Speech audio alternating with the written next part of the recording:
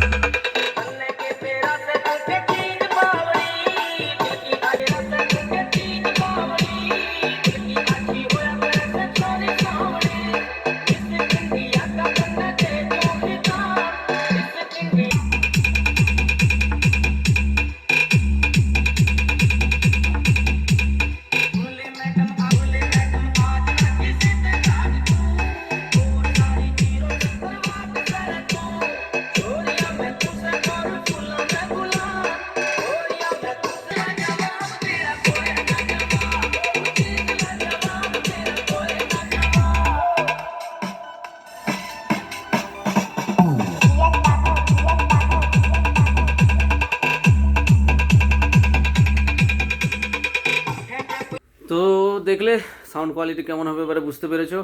তো দামটা আর কি, দাম সামান্য।